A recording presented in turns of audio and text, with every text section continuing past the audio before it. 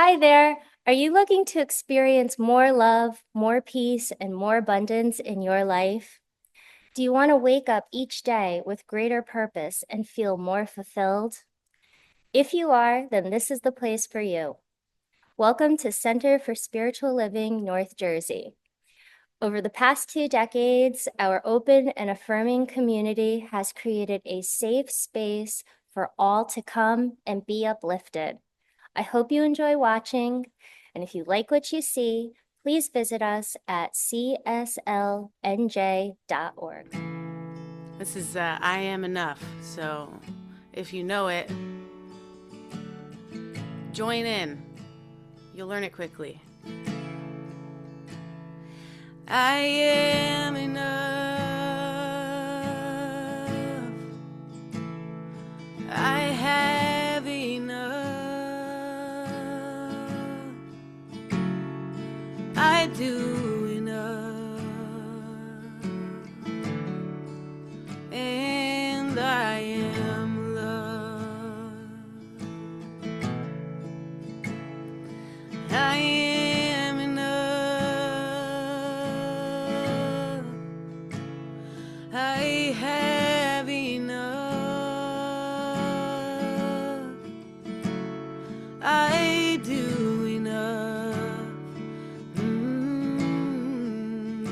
And I am loved. I am enough. I have enough. I do enough. Ooh, and I am loved. I am loved. Here we go. I am loved. I am loved. I am loved. I am loved. I am enough. I am enough. I have enough. I do enough. And I am loved. I am enough. Affirm it. I am enough. I have enough. I do enough.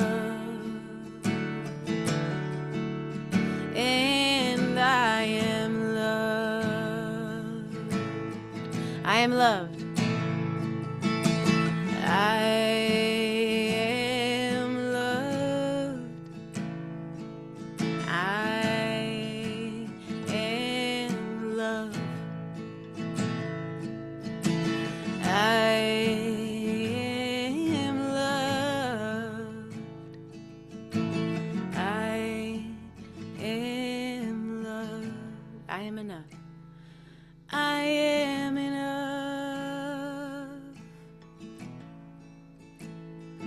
I have enough.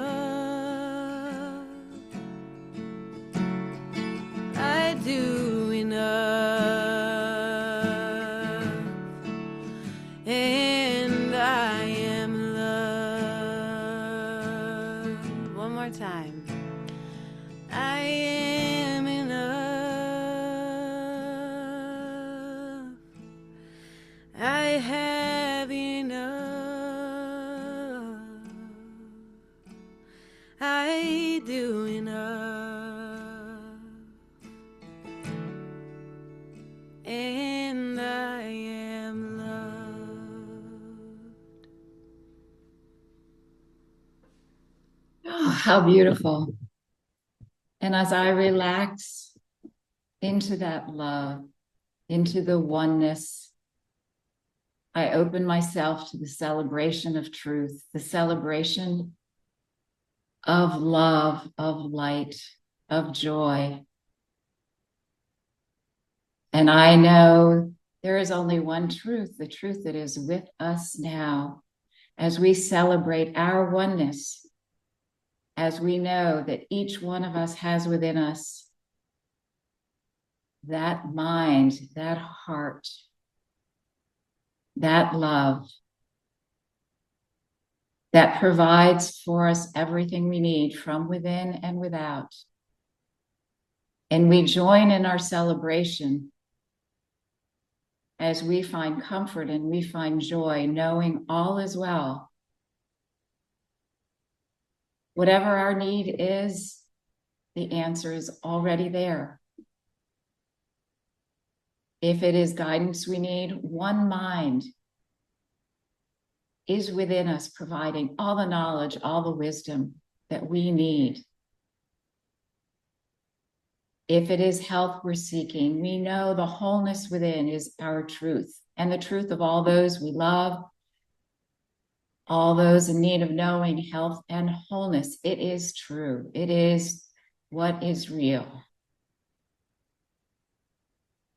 If we are seeking prosperity, we know the abundance of the one is our truth. We know that all we ask for is already given, waiting for us to open our eyes and our hearts and our minds to receive, to accept, and to surrender to the all good that is always within and around us. And I claim this truth. I claim this truth for myself. I claim this truth for everyone in this celebration. I claim this for our community. I claim this for our country and our world. That all needs for peace, love, health, prosperity, healing, and love are our truth now and always. I am so grateful for this presence within and around us, this truly holy presence that resides in us and in our celebration today. With great gratitude and great love, I release my word to law and to love, knowing it is always done. And please join me in saying, and so it is. As we enter our final celebration here in April, we actually have a year-long affirmation. Certainly different focuses, foci each month, but a full year arc with our audacity to awaken. So I invite you to again read along with me as we settle our hearts into today's service, connecting to the one, connecting to that inner power. And I invite you to join with me. I awaken today with the courage to see myself clearly and love myself wholly, as I am and as I am not. I open my heart to curiosity, trusting that every question leads me deeper into truth. I embrace conscious evolution, knowing that life is always expanding through me. I release what no longer serves and boldly claim my divine power. I am awake, I am courageous, and I am fully alive to the brilliance of my becoming. And now I will read our reading for the day. It is on page 139 of the Science of Mind textbook. Activity of the one mind. We are living in an intelligent universe which responds to our mental states. To the extent that we learn to control these mental states, we shall automatically control our environment. This is why we are studying the power of thought as we approach the subject of spiritual mind healing. This is what is meant by the practical application of this science to the problems of everyday living. The result of this mental work is what is meant by demonstration. In the great universal mind, Man is a center of intelligence, and every time he thinks, he sets mind in action. Because of the oneness of mind, it cannot know anything outside itself, and therefore cannot contradict any thought given it, but must reflect whatever is cast into it. We are immersed in an infinite creative medium, which, because of its nature, must create after the pattern of our thought gives it. Jesus understood this, and in a few simple words, laid down the law of life. It is done unto you as you believe. No more simple and yet no more profound statement could be made. And so it is. Thank you, Nettie. I think it's so wonderful to recognize that connection to the universe, the universal power, God Almighty, however you want to connect, that we have that power within us. And I invite you to settle into that power as we enter our peace practice, where it becomes ever more important week by week as we recognize the power that we have in this practice. It is not a hope. It is not a wish. It is an act. And while world peace may seem a large task indeed, we don't get there without small steps. And I was thinking last week, I've been contemplating over the last few weeks what we can do as individuals without grand actions or huge undertakings. It's small steps. It's small acts of peace. It's small changes in our hearts and minds that maybe we don't even have to super duper act on. We don't have to be outwardly proclaiming peace or just by settling into our own peace, by creating that vibration in ourselves, it resonates in the world around us and welcomes others into that peaceful vibration.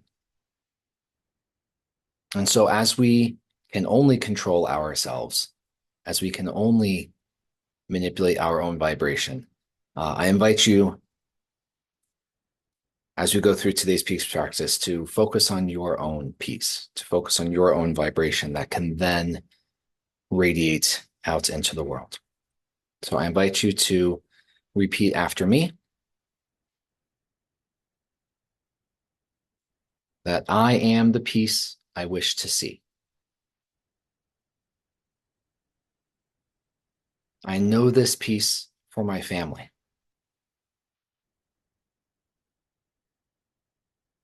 My family knows this peace for my community. My community knows this peace for my country. And my community knows this peace for the world.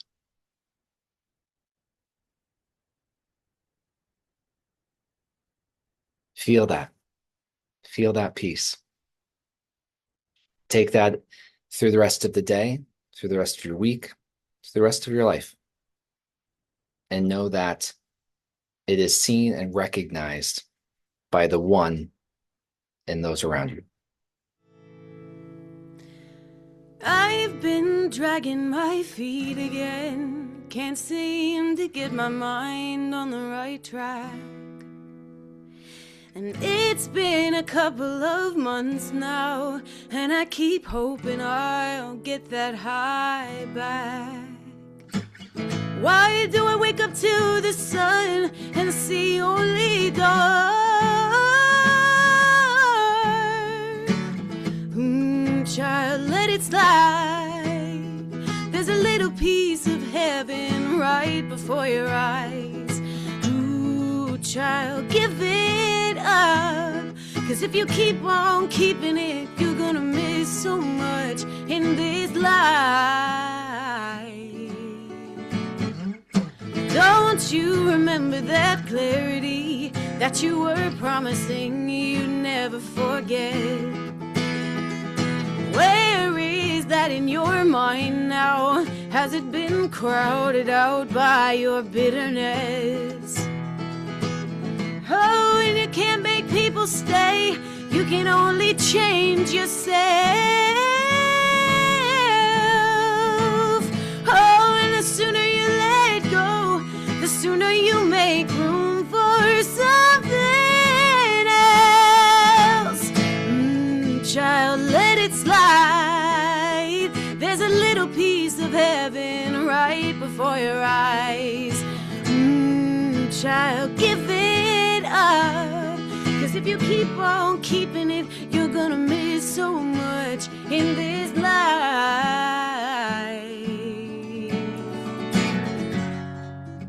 And I know it hurts, and it might be worse than you expected it to be.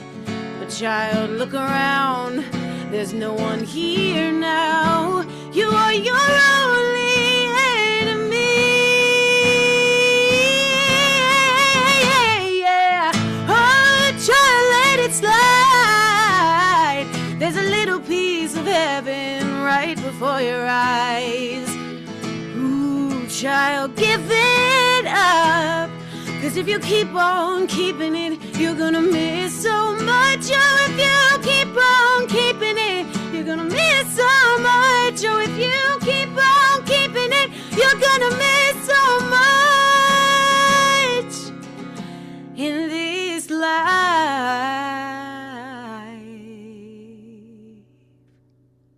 All right, I think I'm next. So let me start off with my bad dad jokes. I'm taking notes, Reverend Joe. I'm taking notes. All right, yeah, write these down. These are this is comic gold, Andy. Okay, so the first one, what did the horse say after it tripped? Help, I've fallen and I can't giddy up. Oh, come on, that was funny. Okay, how about this? Yeah, love it. Yes, how about this one? What does a house normally wear? A dress. Oh, that one made me shudder. That got Joe to smile too, so we're good there. What do you call a fake noodle? An impasta.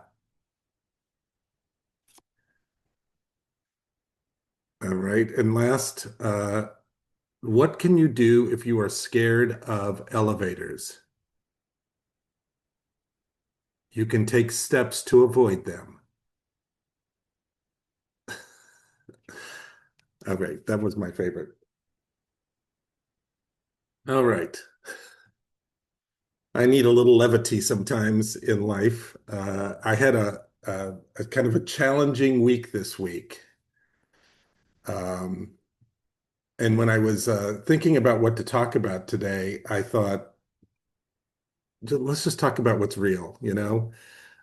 It was difficult in several areas. I had a challenge dealing with them. I didn't deal with them perfectly. But we're going to start there and we're going to talk about that. Can anyone relate to have any challenges in your life right now? Oh, Ty is like, no, not at all. Got nothing. Everybody's shaking their head. It's just me. And can anybody relate to not being perfect in how you respond to challenges? Okay, then it's not just me. That's good. I'm going to tell you about an experience, not from this week, but actually from back in February, that I had an experience a few months ago, back in February, with my son, Rafi, who's 22 years old. Some of you have heard me tell this story, but it illustrates exactly what I want to talk about today. So, my 22-year-old son, Rafi, he's a great guy. He's going to participate in that young person's uh, Sunday that's coming up, and he's just the nicest person. He really is. He's such a good guy. We have a wonderful relationship, and it's great. However, 2 months ago, almost 2 months ago to the day, 2 months ago tomorrow, in February 27th, which was a Friday of this year. I was sitting there watching TV, paused it. Rafi came in, we started talking, and he said something, and I got activated. I just got, I mean, to use the popular word, I got triggered. I got triggered. I could feel myself get angry. I think parents will understand that feeling that sometimes your kids can set you off sometimes in a way that nobody else can. But I just got triggered. This is not usual. I could probably count seriously in his 22 years on one hand the number of fights that we've had. It just, we just don't do that. Not because we're perfect, just because neither of us have that personality. We deal with it in other ways. So this was unusual, but I could feel that anger suddenly. I mean, it was real anger inside of me and it was welling up and I really expressed it. I mean, I really expressed it. And I was being angry at him. And I still can see the look on his face because he was like, what's going on here? Because I think you guys know me well enough to know I'm not that kind of person usually. But he had a look of shock on his face. But we talked through it. The what it was about isn't important to this story that I'm telling today. But I was just angry and I created a scene. We got to the end of it. We figured it out. We made up. We hugged each other. Things were okay again. And I could have just left it there. I could have left it there. But that's not the path I'm on.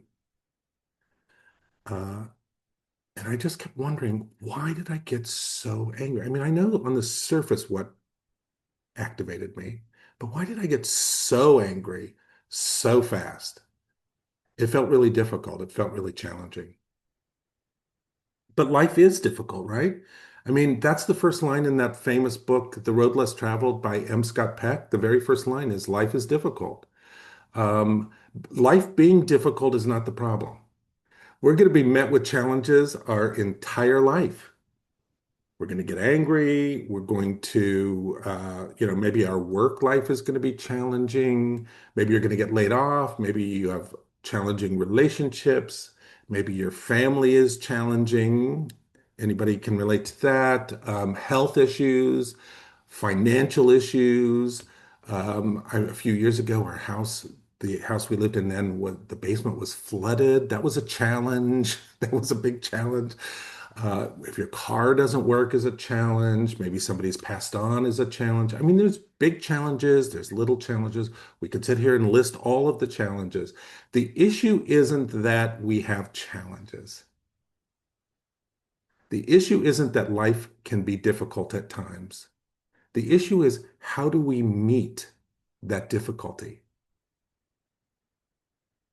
I was thinking about this recently. I thought, when did we recently, and I think I'm going to answer it later on because I think I've, for myself figured it out. But when did we decide that something being difficult or challenging is bad? It's like saying, I only want to climb, you know, the mountain if it's easy. I only want to win Wimbledon if it's easy. Um, so sometimes challenges are great. Now, it is true that we do sometimes make things harder than they need to be, which I'm going to talk about in a minute. But some things are just inherently difficult and they're going to happen. And when we find ways to deal with them in a healthy way that promotes our spiritual growth and experience, they become tools of awakening. So let's talk about how we often deal with challenges or difficult times when they come up. I want to read you this. This is from this book. I don't know if any of you have read this. It's called Living an Examined Life by James Hollis. And he is a Jungian analyst and executive director of the Jung Society in Washington, D.C. I was just perusing this book recently, and the subtitle is Wisdom for the Second Half of the Journey. And it has some really interesting chapters like Let Go of the Old, um, Vow to Get Unstuck, choose the path of enlightenment. Chapter 10 is what gift have you been withholding from the world? So I just was kind of interested in it. I was reading through it, and on page 9, if you get the book in the chapter 2, it's time to grow up. He says this. He says, life's two biggest threats. Now, he's not talking about global threats, okay? He's not talking about fascism or things like that. He's talking about we're in the personal level here, kind of our personal experience of life. He says, the two biggest threats we carry are within fear and lethargy. And another word he uses for lethargy is avoidance, okay? He says, every morning we rise to find these two gremlins, fear or lethargy, at the foot of our bed. The one named fear says, hey, the world is too big for you. It's too much. You're not up to it. Find a way to slide away from the world today. And the one named lethargy or avoidance says, hey, chill out. You've had a hard day. Turn on the television, surf the internet, have some chocolate. Tomorrow's another day. He says, those perverse twins munch on our souls every day. No matter what we do today, they will turn up again tomorrow. Over time, fear and avoidance will usurp more days of our lives than those to which we may lay fair claim. And this is important. This is the point. He says more energy is spent in any given day on managing fear than any other value. I think he's right. Remember when we studied last fall? It just reminded me. Remember when we studied last fall the four agreements, and that whole first chapter was on domestication. It was all those things that we learned from the world, from television, our parents, our teachers, our friends, etc. All the fear stuff that we learned. And then he talks about the seductive ways that avoidance can show up in our lives as well. And it's a way of avoiding what is in our lives. And he says that fear and avoidance show up as things like avoidance, addiction, denial, feeling or being stuck, frustration, depression, anxiety, panic, pain. I could go on, a million other ways. It's either reaction, which is fear, or avoidance, which is also probably based in fear. In the old days in New Thought, we didn't really talk about this kind of stuff very much, by the way, um, because the whole thing was just think it away. I was reading a book. I'm not going to show you who this is about, but this is a biography of one of the pillars of New Thought teaching. I just don't want to sidetrack from the talk about who it's about. But this was a biography of somebody who studied with this very famous pillar of New Thought. And this pillar of New Thought, would teach the old school New Thought, which is just think it away. Just think it away. If something shows up in your life, it means that you're not thinking properly. So much so that when this person writing this book, who was the student, found out that this big New Thought pillar, let's call him the teacher, was in the hospital, he was concerned and he got a letter and found out that he was in the hospital, the teacher, because he had had a heart attack. And in the letter he got about it, the letter says that the teacher refused to accept the fact that he had had a heart attack. He made every other kind of excuse for being there.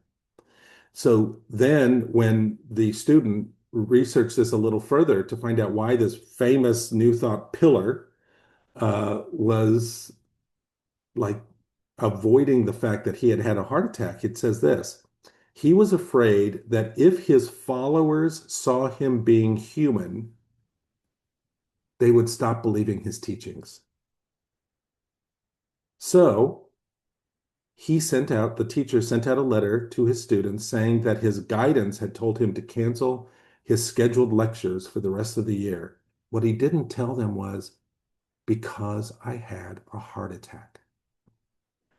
Because he knew quite well that people did not want him or expect him to have the problems that he said could be avoided just through thinking. He thought that if they knew he had a heart attack, they would consider him invalid. Aren't you glad we're part of a community where we don't have to do that kind of stuff? We are real people and we bring our reality, the truth of who we are to this. I mean, Reverend Michelle always is talking about, how she works through things sometimes imperfectly. I am as well, and Neil and Tony as well, and I think we all do that because we want to be real in this community, not just thinking, thinking, thinking. But the old school of New Thought is it's stinking thinking. Just think it away, which leads to what we talk about from time to time here, spiritual bypass. What is spiritual bypass? Nothing's wrong here. Remember the symbols, you know, hear no evil, see no evil, speak no evil. Like that was the old New Thought. And if you said something, people would say, "Oh, well, what are you thinking about these days?" It was very judgy, judgy, judgy, judgy, Judge Judy-ish. So spiritual bypass, like coupled with the New Thought writings, there was also this other part where a lot of the early New Thought teachers would talk about denials. That's a big word when you learn New Thought, denials. When something happens, you deny it. So sometimes people took that in a way that said, oh, if I deny it, then I don't even have to think about it. That's a form of spiritual bypass. So denying it and stinking thinking, just think it away, became like the community that is that we are part of. But I will tell you this, there's a difference between spiritual bypass and true spiritual experience. So I think what I do is, and I think we all can relate to this, I have a more Buddhist approach to New Thought teachings, which is you don't deny things. You don't deny challenges. You don't deny difficulties. You choose to deny its power over you. That's a big difference. Bypass means you ignore it, you deny it, you pretend it's not there. But spiritual path transformation says acknowledge it, then choose to deny its power over you. Then you can choose to go deeper through it. Why do we do that? Well, when we deny or fight something, like when we deny it, see no evil, hear no evil, we've created an evil. We've created another. When we deny something, we're denying something, which means there's a thing that we're denying, which means we're not living in the oneness that we teach. This is a path based on oneness. So if there's anything other than the one, that means we have not included it in our definition of oneness. I hope you're with me as I'm talking about this, because we live in that concept of oneness, which means that there is no other. So if there is no other and something shows up in your life, what do we do about it? Where do we go? What happens? We end up sometimes fighting something that is actually part of our field of experience. And we know, or I'll speak for myself, I know from experience that when I fight something or deny something, I'm actually giving it more power. I'm making it larger. Hence, this is how we often make a challenge more challenging. So the question is, challenge shows up in your life. We can deny it, we can avoid it, whatever, which just makes it worse. Or we can live on the spiritual path and find a way to work through it. What do we do? How do we do it? Have you guys ever heard of Nancy Drew? I'm sure most of you have. We become spiritual Nancy Drews, or Hardy Boys, if you'd rather, or Jessica Fletcher's, or Columbo, uh, or Matlock, or any of those great, Barnaby Jones, for those of you who remember. We become a detective in our own life. We become interested and curious in our own life. And one of my, I guess, like thoughts that I live by, in fact, I'm changing, redoing my Substack to be called this, is that every experience we have is a doorway into a deeper experience. So I'm going to call my Substack the doorway because every experience we have is a doorway into a deeper experience, but we have to choose to open the door and walk through it. And when we do, what we discover behind every doorway is a hidden staircase. Isn't that perfect? I found this morning. I thought, oh, I can use this as a prop. This is so great. Behind every door is actually a hidden staircase. Look at these great images from ye old. What year was this published? I'm just curious. 1930, the year I was born. So every experience is a doorway. Behind it is a hidden staircase. The hidden staircase always leads us to a greater experience of life. That is a base belief that I have come to realize. We need to become Nancy Drew in our life to figure out how to shift our perspective. Why? Because difficulties will arise, period. The question is not, why is this happening to me? The question then on the spiritual path becomes, why, what is this here to show me? What am I being invited to unlearn? Speaking of domestication from the Four Agreements, what am I being invited to unlearn that subconsciously, or maybe even more to the point, unconsciously, I am holding on to that I need to unlearn so that I can open myself up to a greater expression or experience of life? Or we can ask, what am I resisting that I can see differently?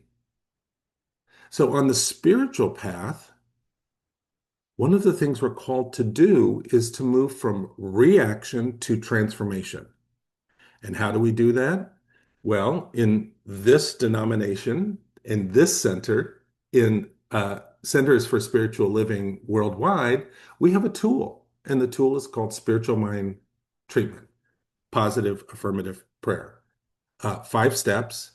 And it is a prayer, but it's something more than that. I feel like sometimes when I go to other churches or in the movement or something, they treat it like it's an incantation or something. Like there's a superstition about, ooh, you better say your spiritual mind treatment about that. It's not an incantation, and there's nothing superstitious about it. Spiritual mind treatment is a treatment for the mind. It's a tool to create a radical refocus of our thoughts. That is the same teaching as the golden key teaching, which says anything that happens to you, turn your focus away from the problem and turn your focus away to the potential or God or whatever you want to call it. Spiritual mind treatment is our tool to radically refocus our mind, to unlearn that fear and lethargy, that domestication, as it says in the Four Agreements, so that we can open ourselves up to greater possibilities. This is why another school of thought, Course in Miracles, for those of you who have ever studied this, lesson 1 on A Course in Miracles, literally the first of 365 lessons, lesson 1 is, nothing I see in this room or on this street or from this window or in this place means anything. Nothing I see means anything. I remember when I first read that, by the way, years ago, like in the 1980s, and I read that, I thought, what the heck does that mean? What it means is, and the reason A Course in Miracles begins by saying nothing means anything is because on the spiritual path, we are asked to unlearn everything, the domestication, so that we begin creating our own reality in the now, not based on the things that we learned outside of ourselves, not based on the fear that the world would have you believe, not based on what you see on television, you see on social media, you see from your friends or your family members, but based on what your soul tells you is true. That is a path.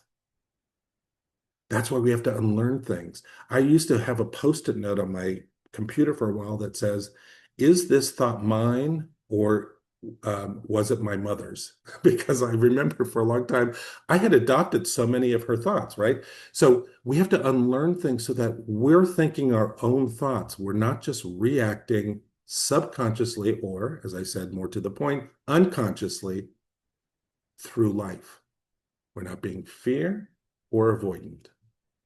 We can use spiritual mind treatment to let go of the things we used to think about or the way that we used to think about them in our limited capacity.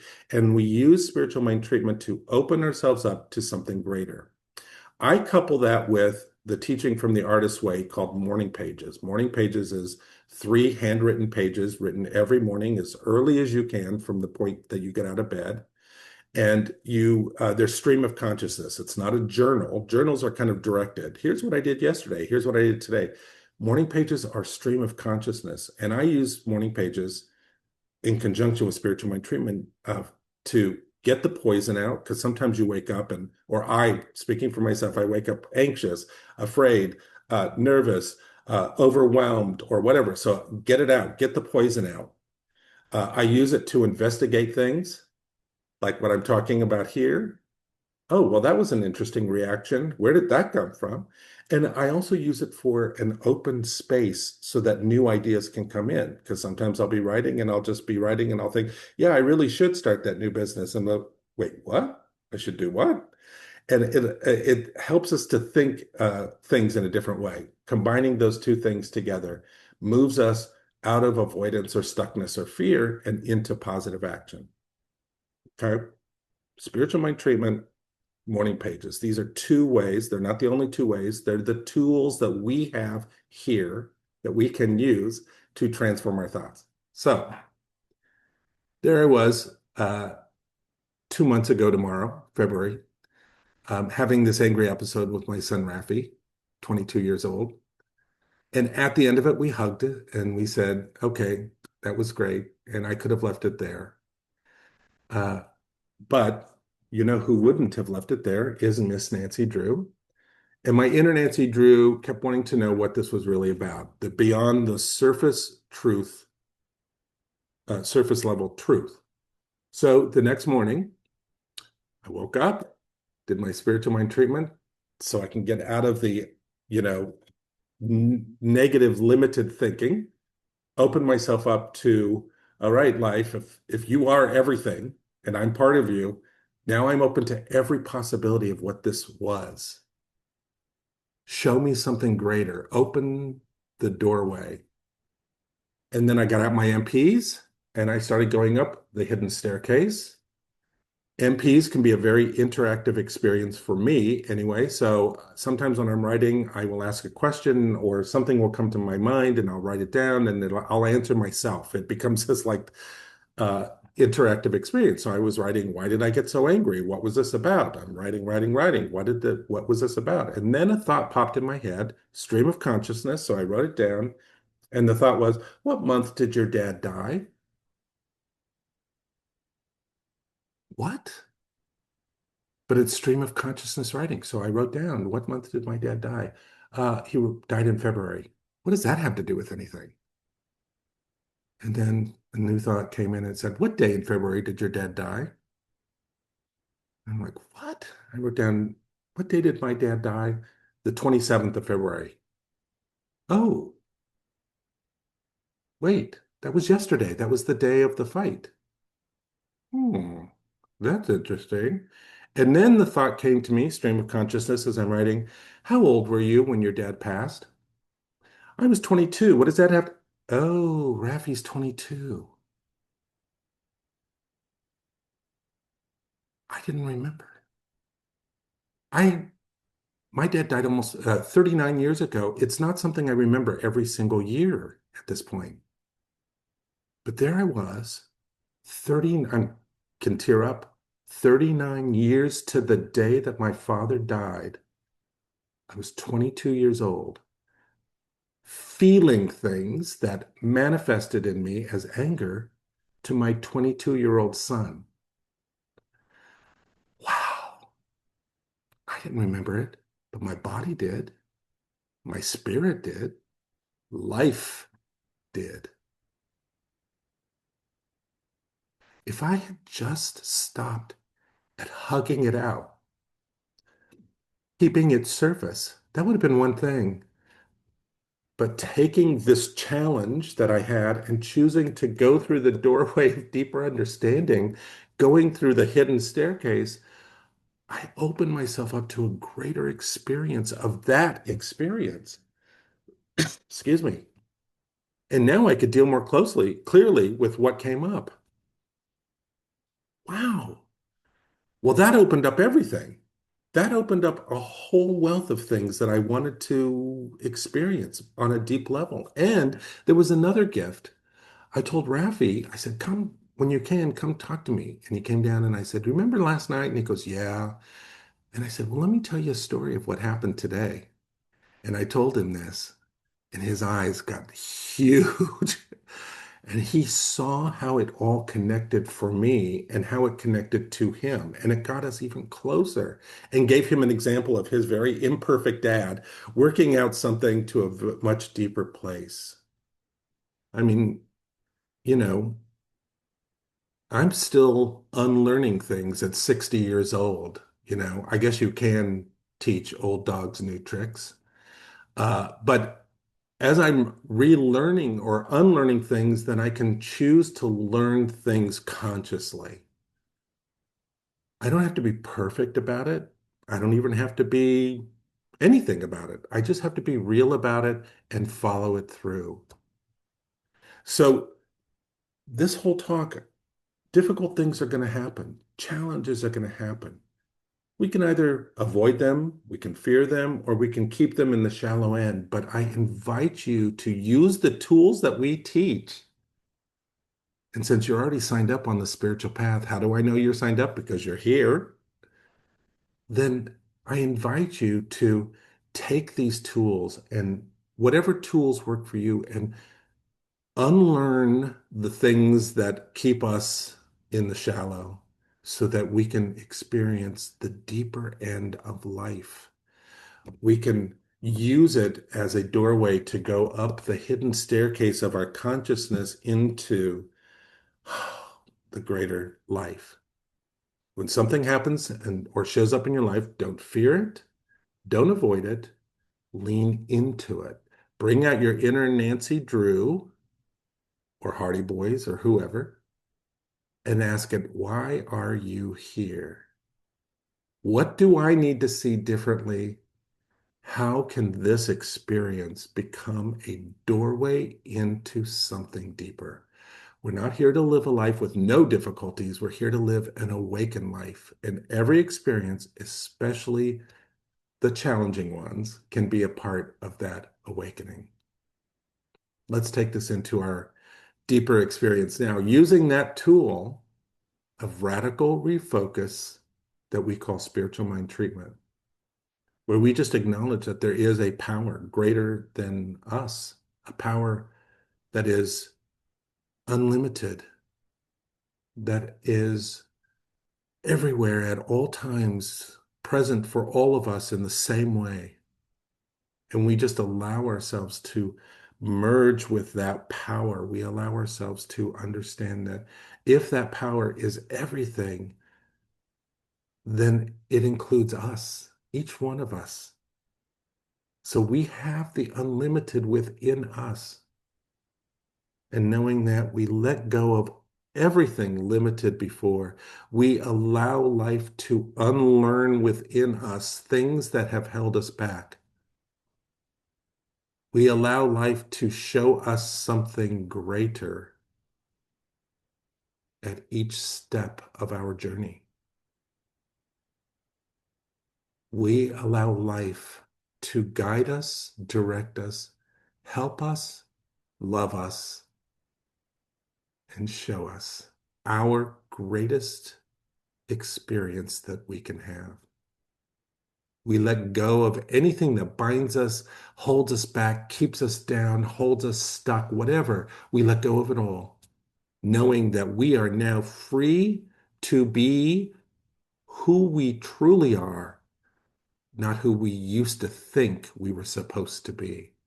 And with that, We're so grateful.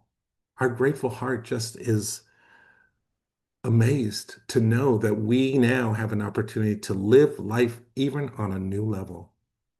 And with this as our truth, and with our heart filled with gratitude, we release this into love, life, and law, knowing that even as we believe it, even as I say these words, it is true for us right here, right now. And together we say, and so it is. I am enough. I have enough. I do enough. And I am loved. I am enough. Ooh, I have enough. And I do enough. And I am loved. I am loved. I am loved. I am loved. I am loved. I am loved. Thank you, Jesse, and thank you, Reverend Joel, for a nice combo of messages for our hearts and souls.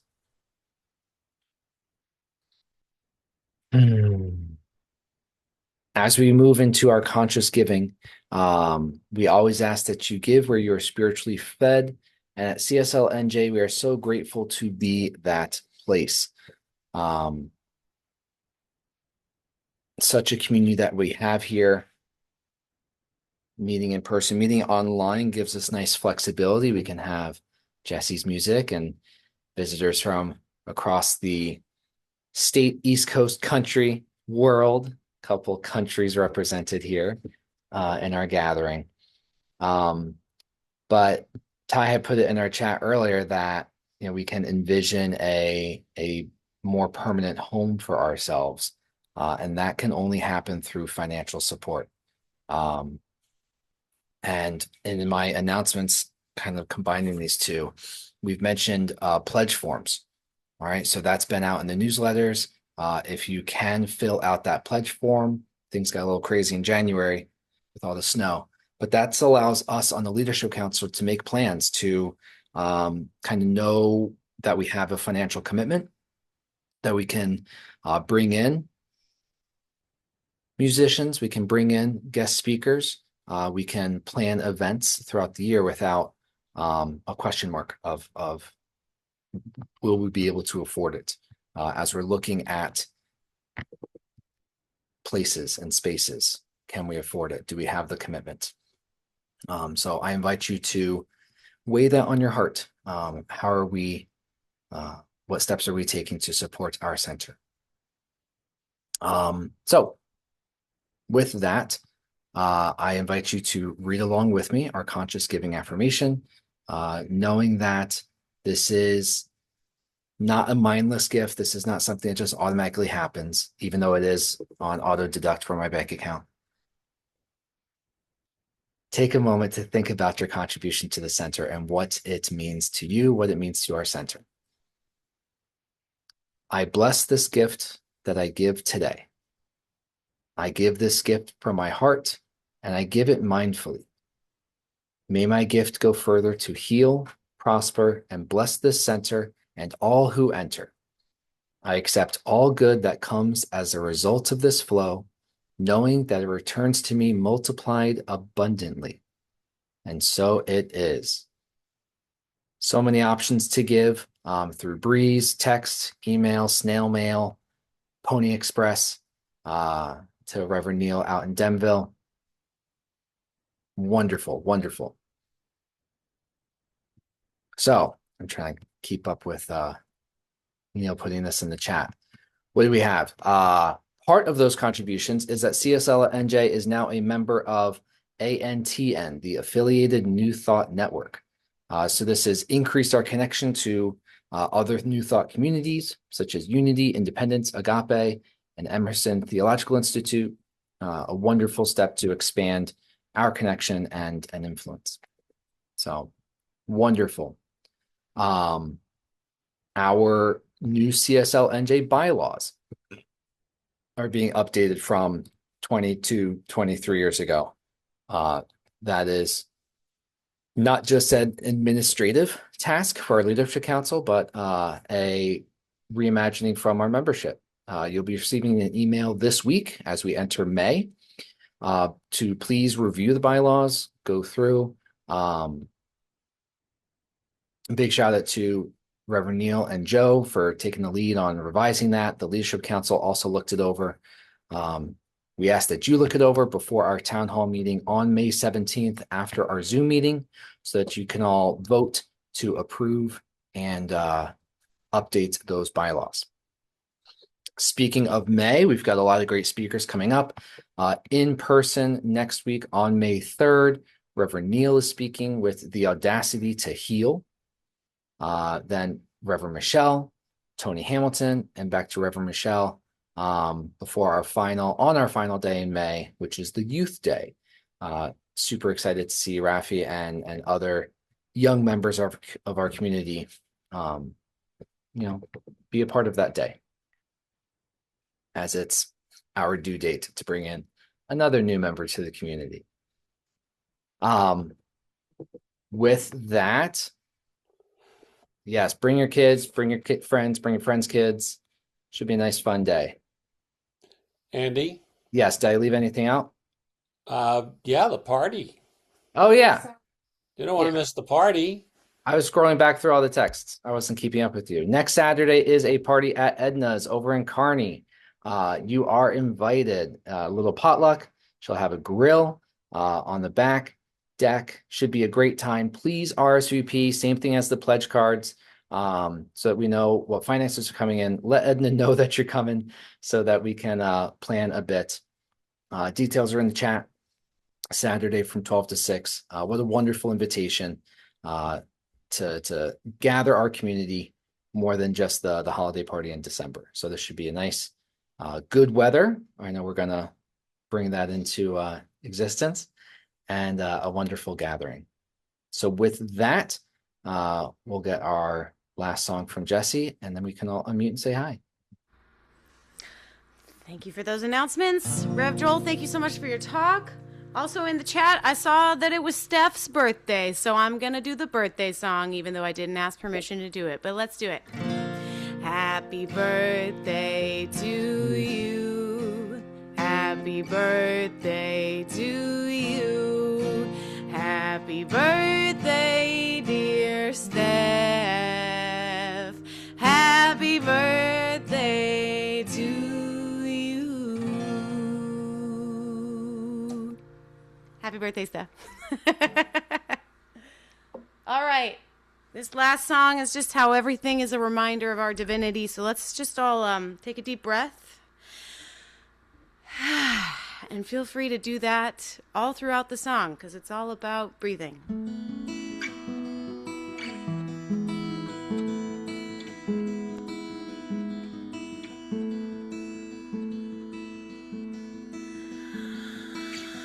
I don't want to give words to this. Anything you have to interpret will only eclipse the heart of it. I just want to send it in sound with a wavelength clarity. Ooh, nothing I could ever say will resonate the same way that this love does in me. Inhale, exhale, breathe.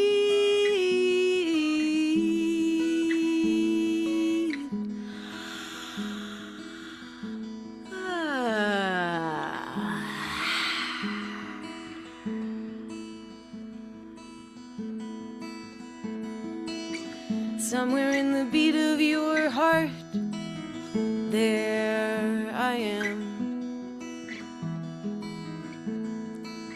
And somewhere underneath all the war-torn believing, and there you have always been. It's something like a melody, it's something like a song, and it sings itself and it's never wrong. Oh, everywhere it plays for me, it's always on repeat. It's the love song of everything. Inhale, exhale, breathe.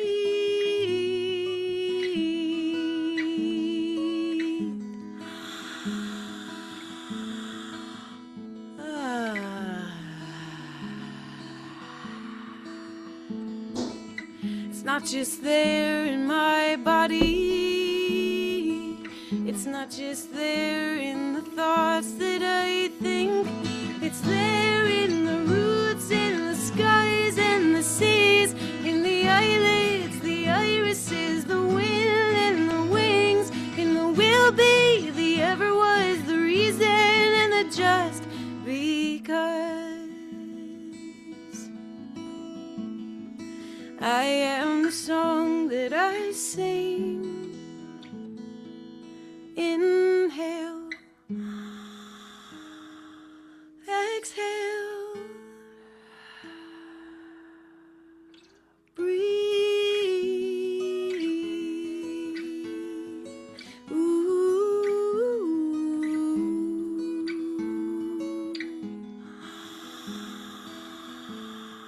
Spiritual Living North Jersey, we believe in empowering individuals to discover their inner strength and their connection to divine life. Through our supportive community, transformative workshops, and uplifting services, we provide a safe space for personal growth and spiritual exploration. Whether you're seeking clarity, healing, or a deeper understanding of life's mysteries, our center offers practical tools and timeless wisdom to help you thrive. Join us in creating a more diverse, compassionate, and kind world. Your world, the way you want to create it.